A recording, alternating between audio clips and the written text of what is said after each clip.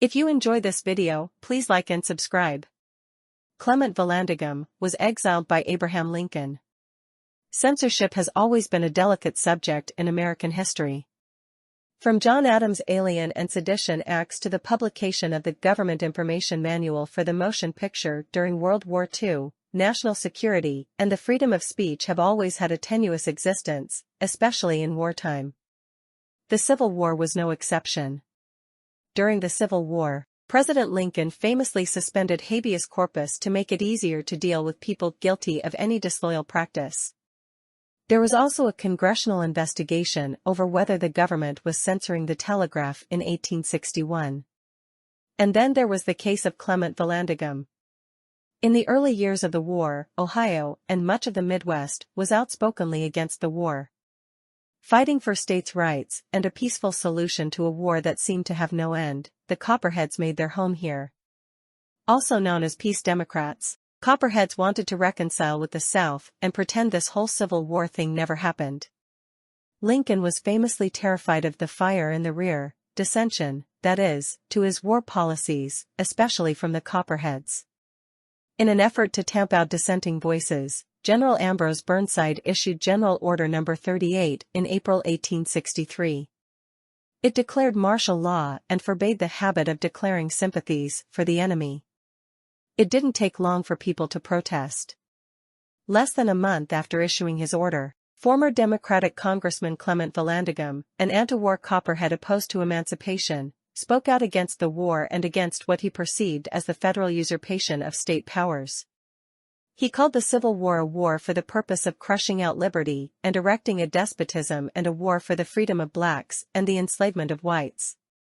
This didn't go over well. Within a week, Burnside had arrested him. Within 3 weeks, a military commission had found him guilty and sentenced him to serve in closed confinement for the duration of the war. Lincoln had other plans. Lincoln knew that Vallandigham was a formidable political threat and feared that his incarceration would make a martyr of the man or incite riots. Instead of commuting his sentence, he had it changed. If Vallandigham liked the Confederacy so much, he should join it.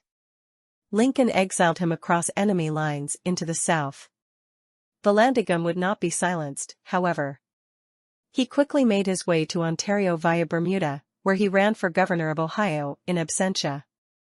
The state's Democratic Convention voted him as their candidate by a sweeping majority. Lincoln was not amused. He wrote an appeal to the representatives of Ohio, explaining that he would rescind the order against Vallandigham if they agreed to a few simple terms.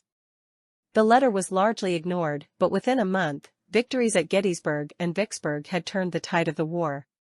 Victory appeared a possibility for the North, and Vallandigham was soundly defeated. Still, Vallandigham remained a prominent political figure.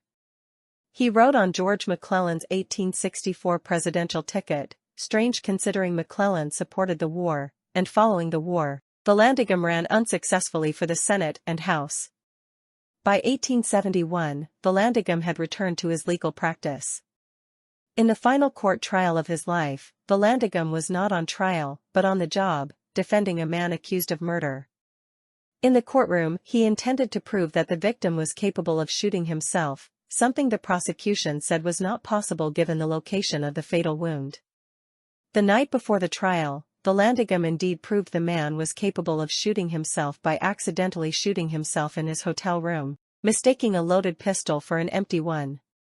Fortunately, the jury was staying just down the hall and crowded in the room to see the dying man. His defendant was later acquitted.